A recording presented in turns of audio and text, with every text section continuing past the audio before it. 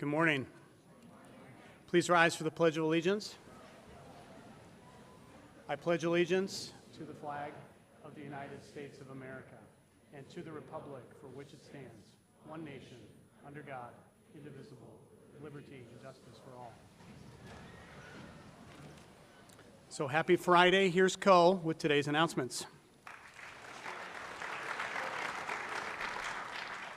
Good morning, St. Johnsbury Academy. Today is a Friday, January 12th. Today is a white day.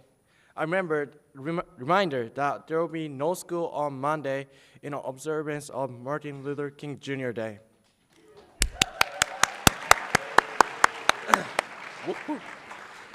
Attention sophomores and juniors. A friendly reminder that National Honor Society applications are due today. Applications information was sent to your family in December, again on Monday. Remember that a student must be in a good academic and behavioral standing and have a grade point average of 88 or better to be eligible for consideration. A copy of your completed application will be sent to your STJ Labs email upon completion. If you have any questions about the application process, please contact Ms. Reed in Streeter 266 in the guidance office.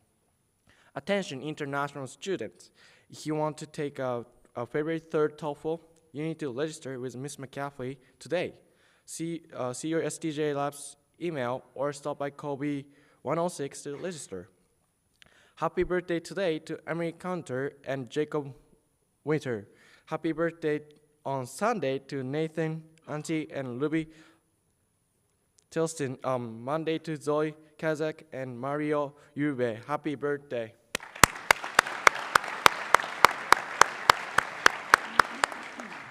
Today for sports, wrestling at Essex Classic at 5:30. Please release the team at 1. Varsity girls basketball versus Rice at 7. The theme is beach theme. Gymnastics at Middlebury at 7. Please release the team at 3 o'clock. Sports on Saturday, wrestling at Essex Classic at 9:30. Boys hockey versus Woodstock at 3. Indoor track at Providence, Rhode Island. JBB boys basketball versus Lowland at 12:30. Bowling at Lundolf. Sports on Sunday, indoor track at University of Vermont. Good luck to all of you guys. Have a great day.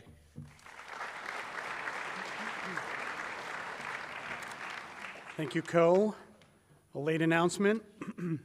Boys varsity basketball moved to a record of 8-2 with a great all-around team performance. 10 Hilltoppers scored, and the team recorded 24 assists, the highest team total in at least 5 years. Carrick Meadows led with 15 points, followed by Aiden Brody with 14, and Harry Gang with 12. The Hilltoppers will next travel to CVU on Monday. Good job, boys basketball.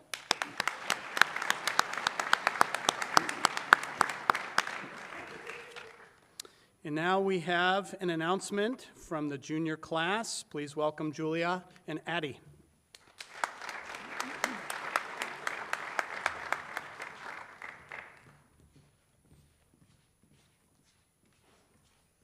Good morning, I'm Julia. And I'm Addie, and we're here from the Junior Class Council.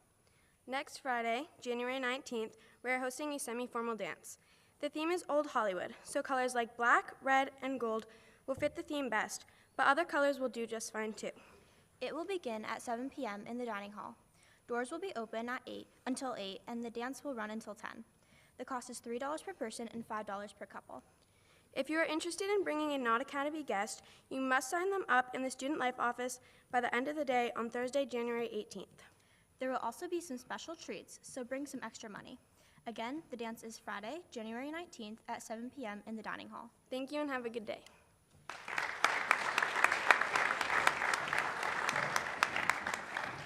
Thank you for the announcement.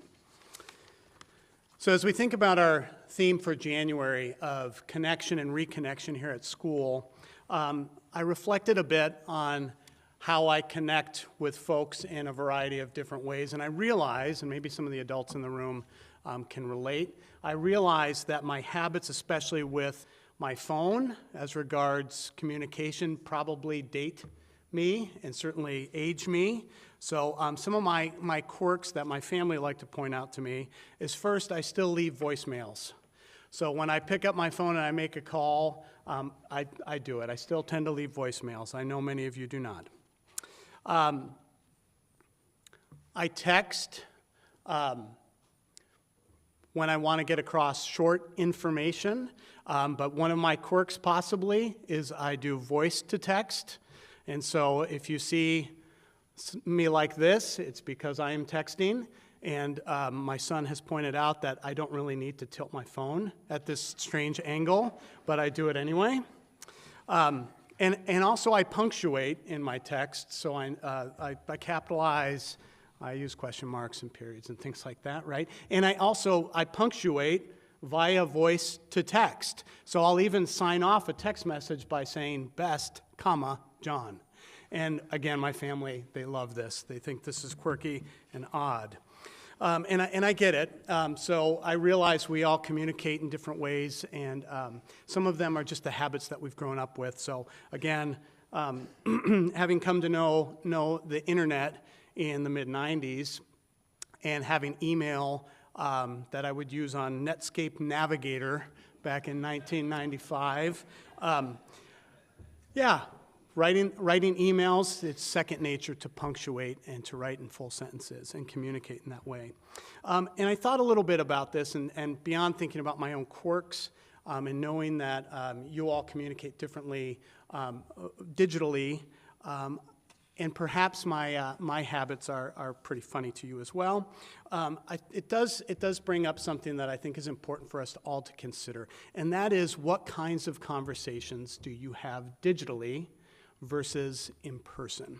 And I think most of the adults around the room have probably reflected back, even those who are young faculty and staff members, and they've said, to some extent, boy, it's so much tougher to grow up with the world as it is today and communication as it is today than it was when we were your age.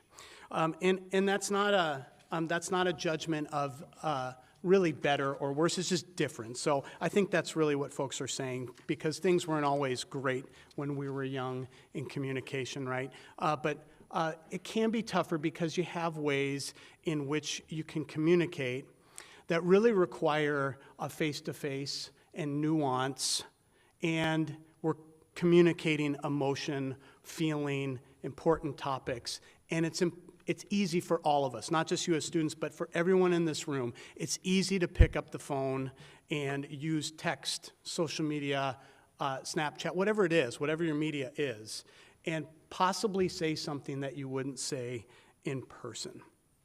And so I think about this in two ways. So first, why is it important that we meet in school in person? So those of you who were here when we had hybrid learning at the academy, or you experienced something at your sending school that was hybrid or otherwise done via Zoom or another source. Why was it important, and why were we so anxious to get back together? And it was because of the face-to-face communication, collaboration, the relationship building that really cannot happen over a digital form.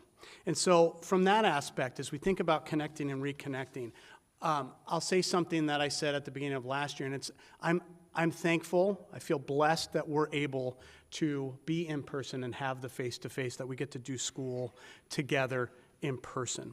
And when we receive calls in the headmaster's office, and we do receive probably one every couple of weeks, where someone calls in and says, hey, are you a school, if we consider St. Johnsbury Academy as our school, are you a school that might have online options for my son or daughter? And the answer is no, we don't have online options. We value the opportunity to do school together.